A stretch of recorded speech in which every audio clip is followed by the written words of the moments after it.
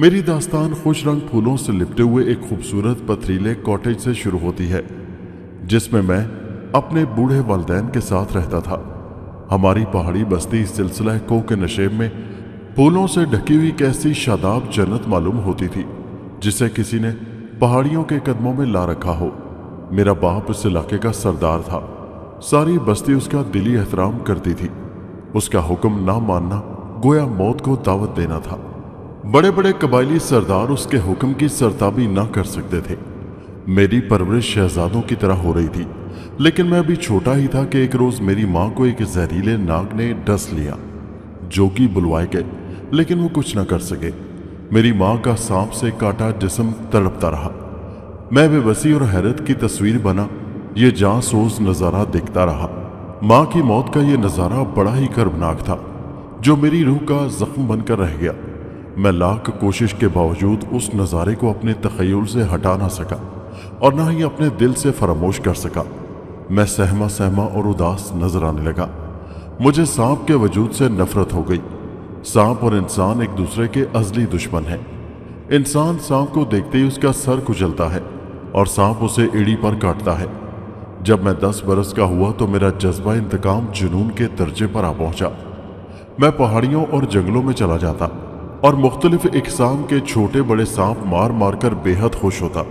لوگ کہتے ہیں وقت ہر زخم کو مندمل کر دیتا ہے، لیکن وقت کا مرہم میری ماں کی حادثاتی موت کے زخم کو مندمل نہ کر سکا۔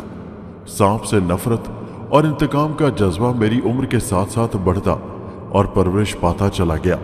اب میرے لیے مہلک ترین اور خطرناک سانپوں کو پکڑ لینا ایک معمولی بات تھی اور میں اسے ایک دلچسپ کھیل سمجھتا تھا۔ میں اس کھیل سے اپنا جی بہلاتا تھا اور اپنے جذبہ انتقام کو تسکین بھی پہنچا لیتا تھا۔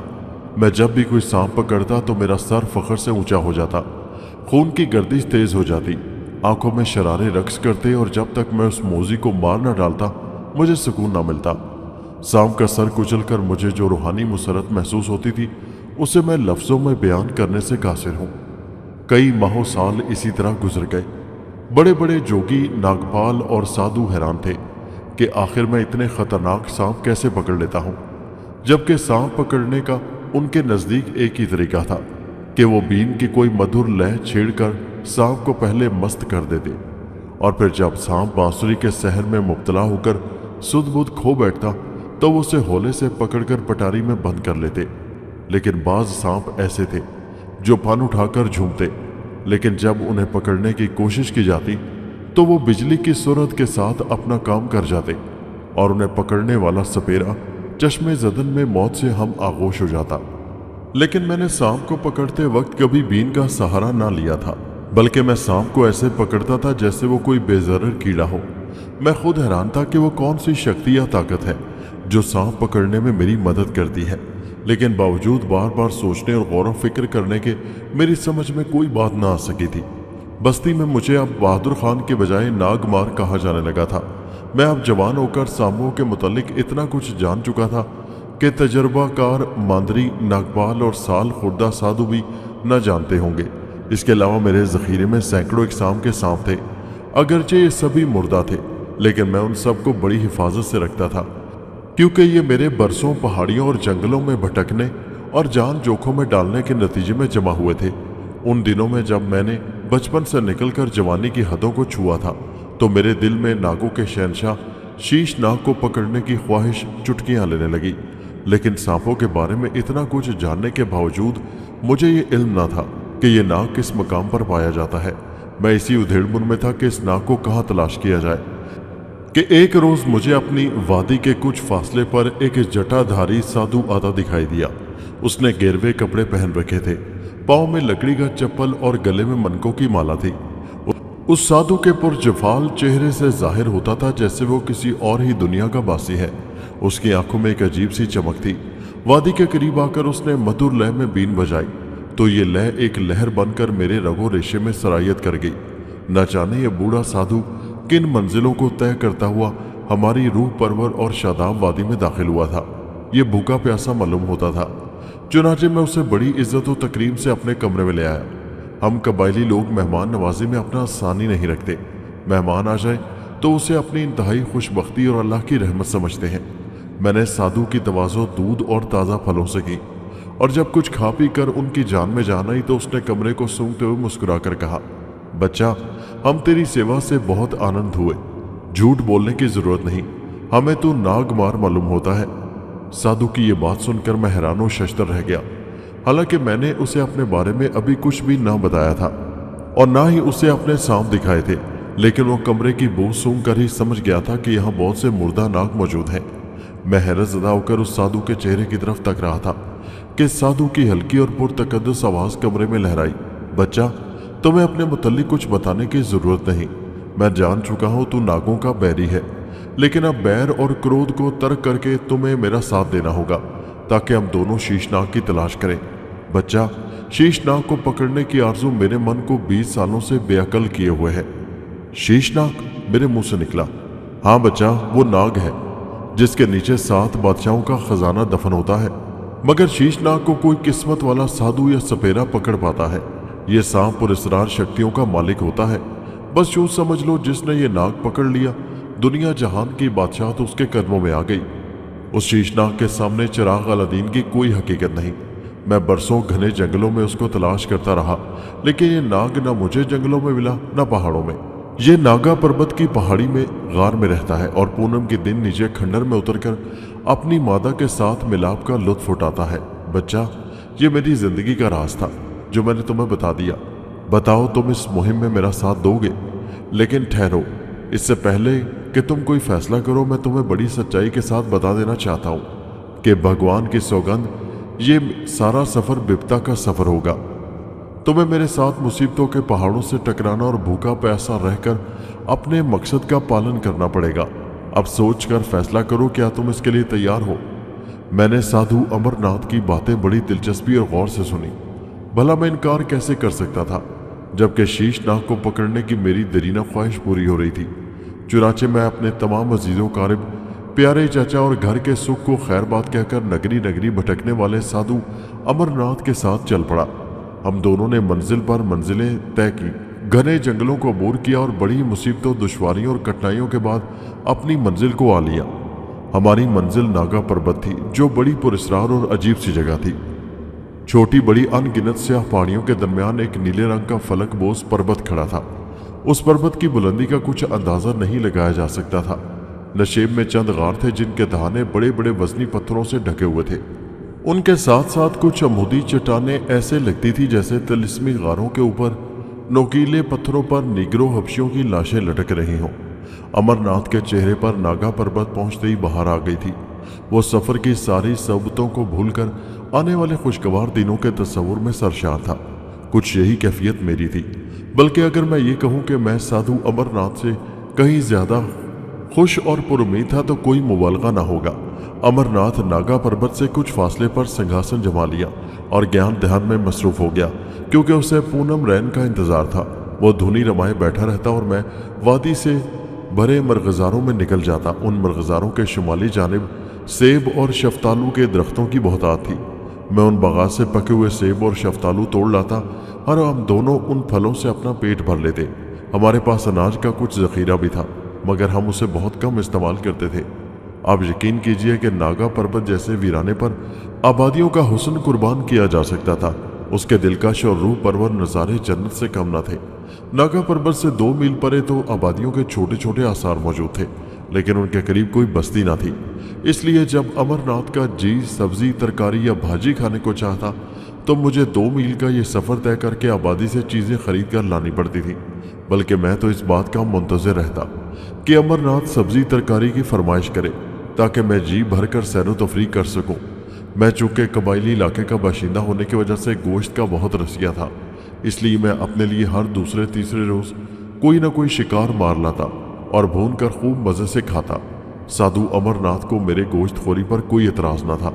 अलबत्ता वो गोश्त खाना तो दरकिनार उसे हाथ लगाना भी महापाप समझता था। इस तरह कई रोज़ गुजर गए। साधु अमरनाथ जाप करता रहा और जब पूनम रैन करीब आ गई तो उसने खाना पीना बिल्कुल तर्क कर डाला। अब उसके चेहरे पर एक अजीब सा जलाल आ गया था। शीशनाग पकड़ने की घड़ी अब करीब आ रही थी, मगर उसने मेरे पूछने पर मुझे सिर्फ इतना बताया कि जब वो घड़ी आ जाएगी तो मैं तुम्हें आगाह कर दूंगा, फिर दोनों इकट्ठे ये मुहिम सर करेंगे। रातों का वजूद इंसानों के लिए बड़ा ही मुफीद है। रात सुकून लेकर आती है और इंसान के मुज़हमिल और थके हुए कवि को नई हरारत, नई तस्कीन और नया जोश देकर चली जाती है। इंसान की ज़िंदगी में अनगिनत रातें आती हैं, लेकिन बाज़ रातें तो ऐसी होती हैं कि उनको बावजूद लाख कोशिश के फरामोश नहीं किया जा सकता।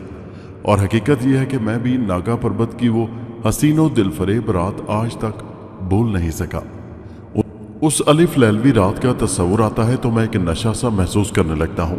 उस रात साधु अमरनाथ ज्ञान ध्यान में मसरूफ था। चांदनी चटकी हुई थी, लेकिन ऐसा मालूम होता था जैसे ये रात दूसरी रातों से मुख्तलिफ है। मेरे दिमाग पर कोहर सी छाने लगी और मैं नींद की आगोश में चला गया। लेकिन अचानक उस वक्त मेरी आंखें खुली की खुली रह गईं, जब साधु अमरनाथ ने मुझे झंझोड़ते हुए हौले से कहा, उठ बच्चा, आज की रात बड़ी अहम है। ये रात फिर शायद कभी ना आए, बस देर ना करो। पूनम की यही वो रात है जिसका हमें इंतजार था। मैं आंखें मलता हुआ उठ बैठा और अमरनाथ की तरफ हैरत से देखने लगा। उसका चेहरा खुशी से गुलनार हो रहा था। आंखों में उम्मीदवार कामयाबी की एक अजीब सी चमक थी। नागा पर्वत में पूनम की ये रात इतनी खूबसूरत थी कि मैं शशदर रह गया। हर चीज नूर में नहाई हुई थी। स्याह पहाड़ियों पर मखमल की नूरानी चादरें बिछ गई, चट्टानें मुस्कुरा रही थी। एक अजीब सा शहर था जो चारों तरफ फैला हुआ था। कस्तूरी की भीनी भीनी खुशबू फजा को मौतर कर रही थी। फिर रात के सन्नाटे में नाकोस की गूंज ने हमारे दिलों की धड़कनें तेज कर दी। साधु अमरनाथ के चेहरे पर बशाशत फैलती चली गई। उसने अपनी पटार और बांबी संभालते हुए कहा, उठो बच्चा, शीशनाग का जोड़ा पहाड़ियों से निकलकर खंडर की तरफ आ रहा है। भगवान की सौगंध, हम भगवान हैं कि हमारे कानों को नाकोस की आवाज़ सुनाई दी, वरना लाखों मांदरी, सपेरे और साधु तो ये हसरत अपने सीने में लिए हुए ही यहाँ से चले गए। हम दोनों अब बड़ी तेजी से पहाड़ी रास्ते को फलांगते खंडर की तरफ बढ़ रहे थे। हम दोनों ने पहाड़ी सफर को बड़ी आसानी से तय किया। जूं जूं हम खंडर की तरफ बढ़ रहे थे, पुरस्रार आवाज़ों का शोर और नाकोस की गूंज तेज होती जा रही थी। हम बढ़ते रहे। कस्तूरी की खुशबुएं, चांदनी के जलवे, फजा का सहर और नाकोस की आवाज़ें तेज होती चली गईं। हम दोनों खंडर के करीब पहुंचकर एक चट्टान की आड़ में छुप गए। अब हमारी निगाहें खंडर के वस्त में बने हुए उस हौज पर गड़ी हुई थी, जिसके पानी पर हरी हरी काई जमी थी। उस हौज के सामने पहाड़ी पगडंडी के बाएं जानिब खुदरो झाड़ियां थी। ये झाड़ियां ज्यादा लंबी नहीं थी। साधु अमरनाथ की नजरें अब हौज से उठकर झाड़ियों पर टिक गई थी। मैं उसकी बेचैनी और इज़्तिराब को देखकर हैरान था। अब वो बिल्कुल मबहूत था। उसके सांस लेने की आवाज़ ना आ रही थी। मैंने भी अपना सांस रोक रखा था। पुरस्रार आवाज़ों का शोर और नाकोस की आवाज़ें अब मध्यम होकर रह गई थी। फिर देखते ही देखते ये आवाज़ें बिल्कुल ख़त्म हो गईं और सकूत मर्ग तारी हो गया। लेकिन उस सकूत के तारी होते ही चांदनी पहले से 5 गुना तेज हो गई, जैसे चांद और सितारों का काफिला पहाड़ियों को मुनव्वर करता हुआ खंडर में उतर आया हो। फिर झाड़ियों में तेज सरसराहट हुई, फजा में सीटियां सी बजने लगीं और शीशनाग का चांद की शीतल और रुपहली किरणों में नहाया हुआ जोड़ा झाड़ियों से निकलकर खंडर में रेंगने लगा। साधु अमरनाथ एकदम उछल पड़ा, लेकिन उसके हलक से कोई आवाज न निकली। शीशनाग के उस जोड़े की खूबसूरती और सज धज को अहाता तहरीर में नहीं लाया जा सकता। ऐसा मालूम होता था जैसे खालिक कायनात ने उन्हें मुख्तलिफ रंग के फूलों से बनाया हुआ हो या नूर के सांचों में ढालकर तख्लीक किया हो। उन दोनों के जिस्म हीरे और जवाहरात से ज्यादा चमकीले थे। शीशनाग के सर पर एक खूबसूरत कुदरती ताज था, जिसमें बेशकीमत नीलम जड़ा हुआ था। उस नीलम की जगमगाहट और चमक दमक के सामने निगाह न ठहरती थी। रोशनी और रंगों का एक पुरस्रार और सहर तराज जादू हौज के किनारे सिमट आया था। नागिन सरमस्ती के आलम में झूम रही थी और नाग की आंखों के सुर्ख याकूत अंगारों की तरह दहक रहे थे। फिर शीशनाग का ये जोड़ा एक दूसरे से लिपटकर रक्स करने लगा। उनका ये रक्स बड़ा ही दिलचस्प और हैरतनाक था। सांपों की मकारबत और दूसरे तमाम जानवरों से निराली और लुत्फ और हैरतनाक होती है। ये बड़े ही अनोखे अंदाज से एक दूसरे में जज्ब होकर कुर्बत का लुत्फ उठाते हैं। जिन लोगों को ये मकासद देखने का इत्तफाक हुआ है, वही इस मंजर का सही लुत्फ उठा सकते हैं। हम दोनों काफ़ी देर तक उस जोड़े की खुश फैलियों के मंजर से लुत्फ अंदोज होते रहे। फिर एकाएकी ये मंजर पूरे जोशो शबाब पर आ गया तो हम दोनों चट्टान की आउट से निकले। अमरनाथ ने उस जोड़े को पकड़ने की तरकीब मुझे समझा दी थी। अब हम एक नज़दीकी झाड़ी में छुप गए। साधु अमरनाथ ने बांबी पर मुंह रखकर होले होले मध्यम सी लय में एक बड़ी दिलफरेब नशावर और सहर तराज धुन छेड़ी तो नाक जुड़ा मस्त होकर रक्स करने लगा। अब हम दोनों झाड़ी से रेंगते हुए उनकी तरफ बढ़ने लगे। जोड़े पर एक नशे की कैफियत आ रही थी। ऐसा मालूम होता था जैसे ये जोड़ा नशे और सुरूर से बेखुद हो चुका है। साधु अमरनाथ ने बीन बजाते हुए मुझे आंखों ही आंखों में इशारा किया और बीन बजाते हुए उस जोड़े के बिल्कुल करीब खिसकाया। मैंने उसका इशारा पाते ही उस यकजान दो कालिब जोड़े को उचक कर पकड़ा और जल्दी से पटारी में बंद कर लिया। फिर बीन की मधुर लय एकदम रुक गई। साधु अमरनाथ ने अपने माथे से पसीना खुश करके मुझे सीने से लगा लिया। बच्चा धन्य हो, आज हमने एक बहुत बड़ा मर का सर कर लिया है। नागों का शहनशाह शीशनाग और उसकी दुल्हन अब हमारे कब्जे में है। रूए जमीन की तमाम शक्तियां हमारे चरणों में आ पड़ी हैं। आओ अब सिंहासन वापस चलें। और वो पटारी लेकर खुशी से मेरे आगे आगे चलने लगा। मैं भी बेहद खुश था। इतनी मुसरत मुझे जिंदगी के किसी भी हिस्से में नसीब ना हुई थी। हम दोनों कमरानी के नशे में सरशार चले जा रहे थे। उस वक्त सुबह सादिक के आसार होवैदा हो रहे थे कि सिंहासन के करीब पहुंचकर साधु अमरनाथ ने एक भारी पत्थर से ठोकर खाई। पटारी उसके हाथों से निकलकर नीचे आ पड़ी। पटारी से सांप बिजली की तेजी से बाहर निकला और साधु अमरनाथ को डसता हुआ तेजी से चट्टानों की तरफ चला गया। मैं ये मंजर देखकर हवास बाख्ता हो गया। फिर भी मैंने जल्दी से पटारी को बंद कर लिया और दूसरा सांप आजाद न हो सका। साधु अमरनाथ का रंग एकदम स्याह पड़ गया। सांप आजाद होते ही चश्मे जदन में गुम हो गया था। अमरनाथ ने मौत की आखिरी हिचकियां लेते हुए कहा, बच्चा, भगवान की यही इच्छा थी। शीशनाग आजाद हो गया, लेकिन उसकी मादा पटारे में है। खबरदार कहीं ये भी भाग ना निकले। और हाँ, तुम झील नगर में जाकर मेरी कुटिया में कुछ रोज जरूर कयाम करना, क्योंकि मैंने सौगंध खाई थी कि इस कुटिया में शीशनाग वाली पटारी जरूर लाऊंगा। इस तरह मेरी सौगंध पूरी हो जाएगी और मेरी आत्मा को शांति मिलेगी। हाँ, एक और बात याद रखना कि शीशनाग बड़ा ही कीना परवर नाग होता है। ये इंतकाम लेकर रहता है, इसलिए कोशिश करना कि ये किसी तरह फिर तुम्हारी गिरफ्त में आ जाए। अगर तुमने शीशनाग को पकड़ लिया तो फिर आनंद और शांति से जीवन बसर करना। साधु अमरनाथ ने बड़ी मुश्किल से लड़खड़ाती हुई जुबान में चंद बातें मुझे बताईं और फिर उस मूजी नाग के जहर की तासीर से उसका जिस्म सयाल मादे की शक्ल में बहने लगा।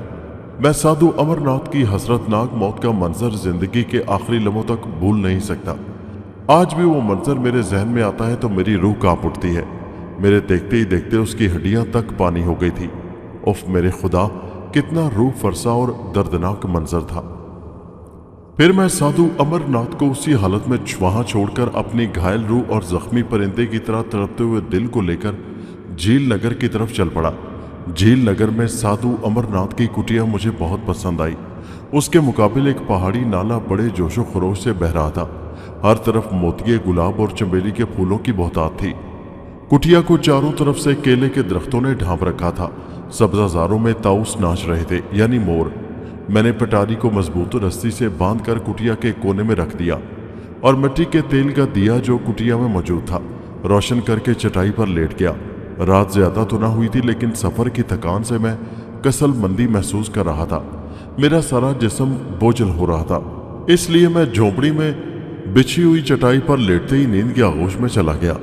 आधी रात के करीब अचानक मेरी आंख खुली तो झोंपड़ी तेज रोशनी से जगमगा रही थी और उस पटारे के गिर्द अनगिनत सांप संपोलिए ताजीम से सर झुकाए खड़े थे। मेरी जगह कोई और होता तो शायद खौफ से उसकी घिघी बंध जाती, मगर चूंकि मैं नाग मार किस्म का आदमी था, इसलिए बड़ी दिलचस्पी और हैरत से उस मंजर को देखने लगा। मैं काफ़ी देर तक उस मंजर से लुत्फ अंदोज होता रहा। फिर मैंने देखा कि सुबह के आसार नमदार होते ही पटारे से फूटने वाली रोशनी खत्म हो गई और सभी रंग बिरंगे सांप संपोलिए एक एक करके बाहर निकल गए। झील नगर की सुबह ही दिल फरेब थी। मैं झोंपड़े का दरवाज़ा बंद करके पहाड़ियों के अकब में फैले हुए सब्जाजारों की तरफ निकल गया और काफ़ी देर तक रूह को ताजगी से हमकिनार करता रहा। फिर जब मैं वापस लौटा तो झोंपड़े का दरवाज़ा खुला पाया। मैं हैरान था कि झोंपड़े का दरवाज़ा कैसे खुला। मैंने तेज तेज कदम उठाते हुए झोंपड़े में दाखिल होकर देखा तो हैरान रह गया। उफ मेरे खुदा, मैंने देखा नरगिस के ताज़ा फूलों की तरह शफाफ आंखों, दमकते रुखसारों, फड़कते हुए शबनमी होठों वाली एक पतली सी नाजनीन बड़ी मानूस नज़रों से मेरी तरफ देख रही थी। उसके पूनम के मुतबस्सम चांद जैसे चेहरे ने मेरी आंखें चुंधिया डाली। उसके लबों पर हल्का हल्का दिलफरेब सा तबस्सुम था। सर पर नन्हे मुन्ने शगुफ्ता फूलों का ताज रखे वो किसी मंदिर की देवदासी मालूम होती थी। मेरा दिल यक बारगी बड़े जोर से धड़कने लगा, धक धक धका धक। उसने शायद मेरी ये कैफियत भांप ली थी। वो बड़े ही दिलफरेब अंदाज में मुस्कुराई। मैं उसकी नजरों की ताब न ला सका और मैंने निगाहें फेर कर पूछा, कौन हो तुम और यहाँ किस लिए आई हो? इस पर वो बोली, तुम साधु अमरनाथ को जानते ही हो, मैं उसके भाई की लड़की हूँ। अभी कुछ दिन पहले मेरे पिता स्वर्गवास हो गए हैं। अब मेरा इस भरे संसार में कोई नहीं। सोचा चचा अमरनाथ के यहाँ चलूं, इसलिए यहाँ चली आई। लेकिन साधु अमरनाथ तो अब इस दुनिया में नहीं, वो स्वर्गवास हो चुके हैं। स्वर्गवास हो चुके हैं? अरे ये आप क्या कह रहे हैं? उस हूर शुमाइल दोशीजा के सीने से एक दिलदोज आह निकली और मैंने देखा उसकी आंखें नमनाक हो गई थी। मेरे जब्त का बंद भी टूट गया। इसके बाद मैंने उसे साधु अमरनाथ की मौत का वाकया सुनाया तो वो और भी उदास हो गई और बड़ी देर तक सोच की भूल भुलैयों में खोई रही। आंसू उसके दमकते रुखसारों पर फिसलते रहे और मैं टिकटिकी बांधे उसके जानिब ऐसे देखने लगा जैसे कोई पुजारी अकीदत से किसी मुकद्दस देवी के जानिब देख रहा हो। उसने भी कनखियों से कई बार मेरी तरफ देखा, लेकिन जब भी मेरी निगाहें उसकी निगाहों से मिलती मेरा दिल लोटन कबूतर की तरह तड़पने लगता। मेरी निगाहें उसकी निगाहों के सामने झुक जाती थी। उसने मेरा सुकून गारत कर डाला था। उसे देखकर मैं सब कुछ भूल गया था। उसकी मोहब्बत का नूर मेरे रगों पे में सरायत कर गया था। अलबत्ता मैं इस बात पर हैरान था कि पटारी से शीशनाग की मादा भी गायब थी। पटारी बिल्कुल खाली थी। मुझे स्वर्गवासी साधु अमरनाथ और अपनी मेहनत के अकारत जाने का जो दुख हुआ था उससे कहीं ज्यादा खुशी उस नाजनीन के आने से हुई थी। उसके तनफ्फुस की खुशबू से झोंपड़ा महक उठा था। उसका नाम शोशी था। वो एक मलकूती हुस्न की मालिक थी। हम दोनों एक दो रोज में ऐसे घुल मिल गए जैसे एक दूसरे को सदियों से जानते हों और फिर मैंने महसूस किया कि शोशी के बगैर मेरी जिंदगी अधूरी और बेमकसद सी है। मैं उसके बगैर जिंदा नहीं रह सकता। चुनाचे मैंने उसे जीवन साथी बनाने का फैसला कर लिया और जब मैंने उसे इस ख्वाहिश का इजहार किया तो शोशी ने शर्मा कर गर्दन झुका ली। कितना खूबसूरत इकरार था ये। वो भी मुझसे मोहब्बत करती थी, वालेहाना मोहब्बत। उसके सीने में एक वफाशार और मोहब्बत करने वाला दिल था। चुनाचे मैंने उससे शादी कर ली। सुहाग रात की रात इंसान की जिंदगी में बड़ी अहमियत रखती है, लेकिन मैं तो उसी रात शोशी से खौफजदा सा हो गया था। न जाने क्या बात थी जो वो टिकटिकी बांधे मेरी तरफ देख रही थी और आंखें झपकने का नाम ही न लेती थी। उसके अलावा उसके पेशानी पर सांप का निशान, जिसे मैंने पहले गौर से नहीं देखा था, अब वो नुमाया था और उससे नूर के शोले उठ रहे थे। मेरा जिस्म बैदे मजनू की तरह कांपने लगा। तो क्या शोशी नागिन है? क्या ये कोई पुरस्रार और माफूकुल फितरत हस्ती है? मेरे जहन में तरह तरह के ख्याल आ रहे थे, लेकिन मैं उसके बारे में कोई फैसला न कर सका। वो बड़ी देर तक टिकटिकी लगाए मेरी तरफ देखती रही, जैसे उसकी आंखें पथरा गई हों। मैंने कई बार लातादाद बार आंखें झपकी थी, लेकिन वो तो आंख झपकती ही ना थी। हाँ, जब मैं ज्यादा ही हैरान और खौफजदा हुआ तो उसने आंखें फेर कर बड़ी ही मुतरन्नम आवाज में कहा, डरो नहीं प्यारे, मैं चाहे कुछ भी हूं, तुम्हारी और सिर्फ तुम्हारी हूं। मेरा दिल तुम्हारी मोहब्बत से लबरेज है और हमेशा रहेगा। और फिर उसने अपनी जगह से उठकर मेरा हाथ अपने हाथ में लेकर बड़े राज़दाराना अंदाज में कहा, बहादुर, मैं चाहती हूं कि सालों को लम्हों में बदल दूं और इस पहाड़ी नाले से परे पहाड़ियों के वसी दामन में एक महल तामीर कराऊं। छोटा सा खूबसूरत महल जो हमारे लाफानी प्यार की यादगार और एक अरगवानी जन्नत हो। बस देखना, कल ही हम उस महल में शबे अरूसी मनाएं। मैं शोशी की ये बात सुनकर हैरान रह गया। मैं पूछना चाहता था कि आखिर तुम्हारे माथे पर सांप का जगमगाता हुआ निशान कैसा है और तुम ये महल कैसे तामीर कराओगी जब तुम किसी राजे महाराजे की लड़की नहीं हो। लेकिन मेरी जुबान गुंग हो गई, जैसे मेरी कुव्वते गोयाई सल्ब होकर रह गई हो। वो मेरी तरफ मोहब्बत से देख रही थी। मैं भी उसकी मोहब्बत में ऐसा गुम हुआ कि सब कुछ भूल गया, सारी बातें, और उससे सारा खौफ जाता रहा।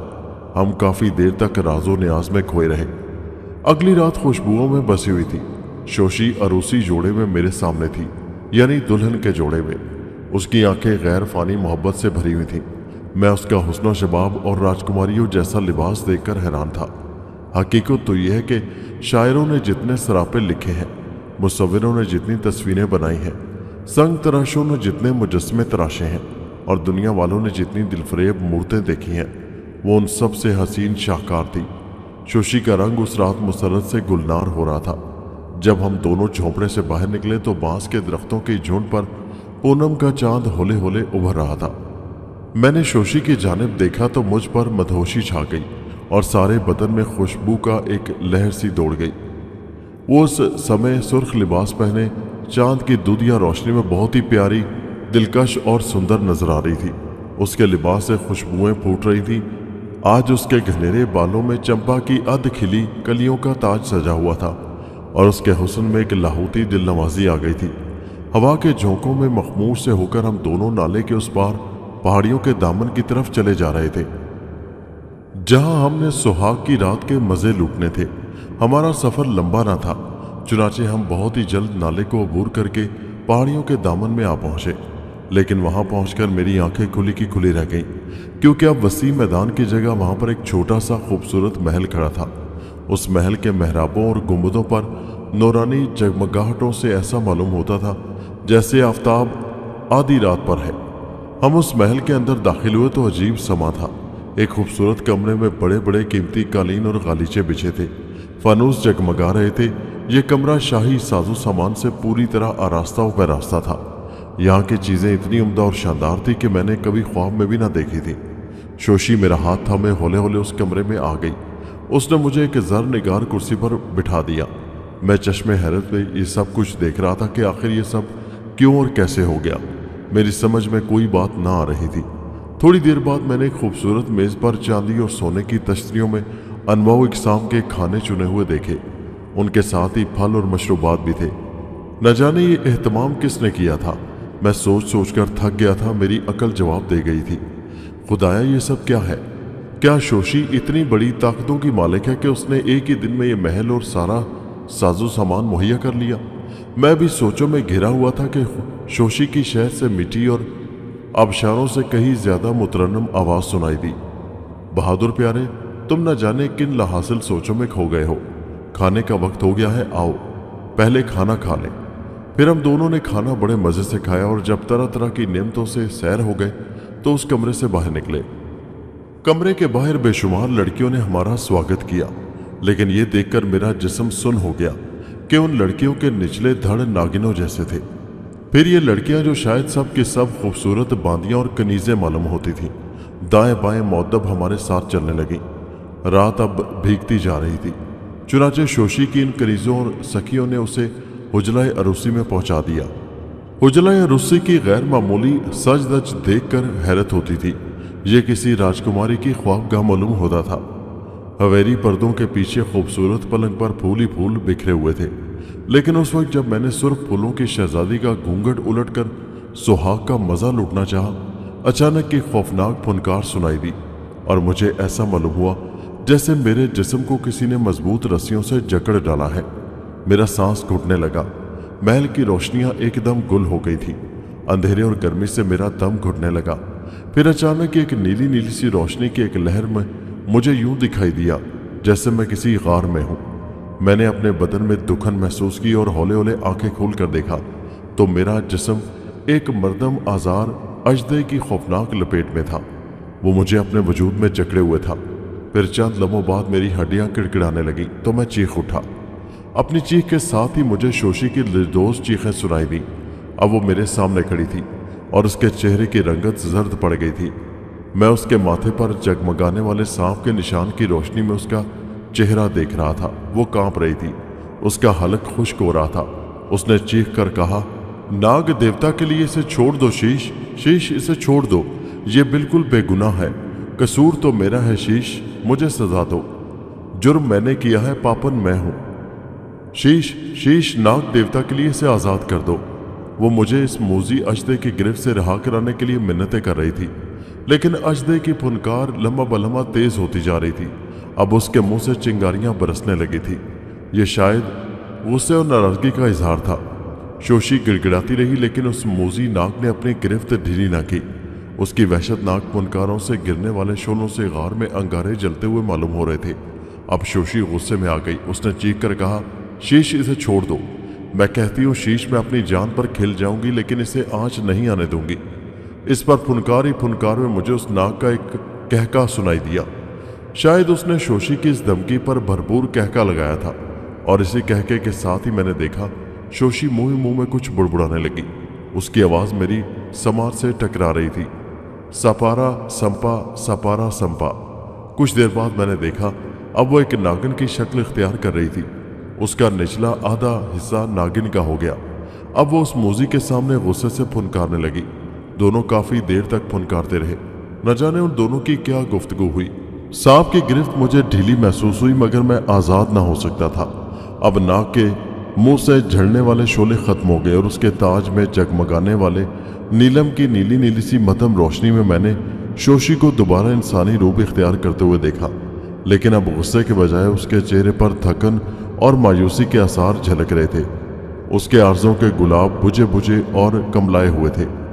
मूजी नाग अब मुझे अपनी गिरफ्त में लिए गार में आगे की जानिब बढ़ने लगा। शोशी भी हमारे साथ साथ कदम बढ़ाने लगी, और फिर दफतन मुझे महसूस हुआ यूं जैसे मैं खला की लामहदूद वसअतों में भटक रहा हूँ। शोशी का साया लहराता हुआ साथ साथ चल रहा था। अब हम एक अजीबोगरीब तहखाने में थे। उसके अंदर का हिस्सा कोई सदियों पुराना मंदिर मालूम होता था, जिसके अंदर हजारों सांप अपनी लहू चाटने वाली सुर्ख जुबानें निकाले मेरी जानिब देखकर गुस्से से पुनकार रहे थे। ऊद, अंबर, लोबान और अगरबत्तियों की तेज खुशबुएं फैलती जा रही थी, लेकिन इस समय मेरा दिल डूब रहा था। न जाने क्या होने वाला था। मेरे देखते ही देखते उस नाग मंदिर में मिट्टी के दिए और मोमी शमें खुद ब खुद जगमगा उठी। मंदिर का जरा जरा बुक्का नूर बन गया, और उस तेज रोशनी में संगे मरमर के खूबसूरत चबूतरे में सोन का एक बहुत बड़ा नाग फन फैलाए मेरी जानिब गुस्से और नफरत से घूरता हुआ दिखाई दिया। नाग देवता के उस मुजस्मा के नीचे लड़कियों के कितार हाथ बांधे खड़ी थी। फिर मेरे देखते ही देखते देवता के चबूतरे के सामने उसके कदमों में ताज़ा फूलों का एक अंबार लग गया, और सभी लड़कियां ताजीमन नाग देवता के सामने झुक गईं। उसी लम्हे मंदिर में लटके हुए नाकूस और मुख्तलिफ साज, जिन्हें कोई बजाने वाला ना था, खुद ब खुद बजने लगे। साजों और नाकूसों की मिली जुली आवाजें इतनी दहशतनाक थीं कि मेरी रूह तक लरज उठी। नाग देवता के सिंहासन तले काफूरी शमें रोशन होते ही लड़कियों के पांव हरकत में आ गए, और वो हौले हौले रक्स करने लगी। साजों और नाकूसों की आवाजें तेज होने के साथ रक्स भी तेज होता गया। मुझे उस रक्स से बड़ी वहशत महसूस हो रही थी। ऐसा मालूम होता था जैसे मौत के अफरियत मेरी निगाहों के सामने रक्स कर रहे हैं। फिर उसी वक्त नाग देवता के चबूतरे से गिड़गिड़ाहट की आवाज़ सुनाई दी, और मंदिर में लटकी घंटियां खुद ब खुद बजने लगीं। घंटियां बजते ही शोशी लहराती, बल खाती और घुंघरुओं की ताने उड़ाती आगे बढ़ी, और नाग देवता के तलाई मुजस्मा के नीचे झूम झूम कर नाचने गाने लगी। वो नाचती हुई कह रही थी, धरती और आकाश के ईश्वर, मैं ये रक्स की भेंट इसलिए दे रही हूं कि तू मेरे पाप को नज़रअंदाज कर दे। मुझे क्षमा कर दे भगवान, मैं तेरे चरणों की दासी हूँ। मैंने सदियों तेरे चरणों पर अपने प्यार और अकीदत की अफशां बिखेरी है। धरती और आकाश के मालिक, मैं दिल के हाथों मजबूर थी, इसलिए इस मनुष्य को अपना बना बैठी। अब वो मेरा सरताज है, मेरे जिस्मो जान का मालिक है। भगवान, तुझे अपनी शक्तियों की सौगंध में पनाह लेने आई हूँ। शीश इसे मारने पर तुला हुआ है, फैसला तेरे हाथ में है देवता। तेरे चरणों की दासी इस मनुष्य को तेरे सामने ले आई है। ये बिल्कुल बेगुनाह है। भगवान अजीम देवता, इसे माफ कर दे, और हम दोनों को आज्ञा दे कि हम इस दुनियावी जिंदगी में अपना जीवन इकट्ठे बसर कर सकें। धरती और आकाश के ईश्वर, ऐ नाग देवता, ऐ नाग देवता। शोशी नाचती हुई नाग देवता के सिंहासन के कदमों में गिर पड़ी। उसकी हालत देखने के काबिल थी। वो ज़ारों के तार रो रही थी। आंसू उसके रुखसारों को भिगोते हुए नीचे गिर रहे थे। उसकी हिचकियों की आवाज़ से मेरा कलेजा फटा जा रहा था। आह, बेचारी मेरी जिंदगी बचाने के लिए कितनी परेशान थी। काश शीशनाग मुझे गार में ही डस लेता और मैं ये मंजर देखने के लिए जिंदा ना होता। मैंने कई बार दिल ही दिल में अपनी जिंदगी पर लानत भेजी। शोशी नाग देवता के कदमों में बिन पानी मछली की तरह तड़प तड़प कर फरियाद कर रही थी, और अचानक घंटियां खामोश हो गईं। सकूत तारी हो गया, कामिल सकूत। गहरा सन्नाटा, सांस लेने की आवाज़ या हल्की सी फुनकार भी सुनाई न दे रही थी। फिर मंदिर के उस भयानक सन्नाटे और पुरस्कार सकूत में हवा का एक तेज उबलता हुआ और इंतहाई गर्म झोंका अंदर घुस आया, जैसे किसी इंतहाई जहरीले अजदे ने गुस्से और नफरत से लावा उगला हो। और फिर वाकई एक गंभीर और खौफनाक फुनकार सुनाई दी।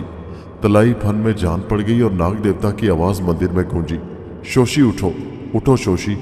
ये आवाज सुनते ही शोशी खौफ से लरसती कांपती उठ बैठी, लेकिन वो लड़खड़ा रही थी। उसका गुलाबी जिस्म बुरी तरह लरस रहा था। वो ज्यादा देर खड़ी ना हो सकी और बुलंद कामत नाग देवता के सामने दोजानू हो गई। उसकी आंखें बंद थी। वो दोनों हाथ जोड़े विनती कर रही थी। नाग देवता के इंजन की गिड़गिड़ाहट जैसी आवाज फिर गूंजी। अभागन, तुमने पूरी नाग जाति के साथ गद्दारी की है। तूने शीश के सच्चे और पवित्र प्रेम को ठुकरा कर एक आदमजात की पत्नी बनना कबूल कर लिया। तुमने ये भी न सोचा कि नाग और आदमजात एक दूसरे के जन्म जन्म के बैरी हैं। इस तरह तूने नाग जाति के बैरी से विवाह करके हमारी महाशक्तियों का अपमान किया। हमारी इच्छा तो यही थी कि तुझे और इस मलीच नाग मार को अभी और इसी समय नष्ट कर देते, मगर नहीं, तुम में से एक को ही नष्ट किया जाएगा और एक को नमूना इबरत बनाकर जिंदा रहने दिया जाएगा। इसे मांगने से भी मौत ना आएगी। महाराज, देवता, मेरे देवता, मुझ अभागन को ही नष्ट कर दीजिए। मैं हर सजा भुगतने को तैयार हूँ। मैं अपना बलिदान देकर इसे बचाना चाहती हूँ। मैं बलिदान देने को तैयार हूँ। नाग देवता की खौफनाक आवाज फिर गूंजी। हम तुम्हारा बलिदान लेने को तैयार हैं, लेकिन यह मनुष्य जिंदा रहेगा अपनी करनी का फल भुगतने के लिए, क्योंकि इसके हाथ हमारे सैकड़ों जवानों, बच्चों और बूढ़ों के खून से रंगे हुए हैं। शीश इसे पूनम की रेन डसता रहेगा। हमारा और हमारी जाति का जहर इसकी रगों में दौड़ेगा, परवरिश पाएगा, लेकिन ये मर ना सकेगा। इसके बाद खौफनाक पुनकार की आवाज सुनाई दी और नाग देवता के मुंह से आग का शोला तेजी से आकर शोशी के गुलाबी बदन पर आ गिरा, जैसे किसी आतिशफशां ने लावा उगला हो। शोशी की भयानक और दिलखराश चीखें मंदिर में फैलती चली गई और मैंने देखा उसका सारा गोश्त चढ़ चढ़ कर जलने लगा। वो मौत से हमआगोश हो चुकी थी। अब नाग मंदिर में उसका अस्तख्वानी ढांचा मेरे सामने पड़ा था। मैं इस मंजर की ताब ना ला सका और बेहोश हो गया।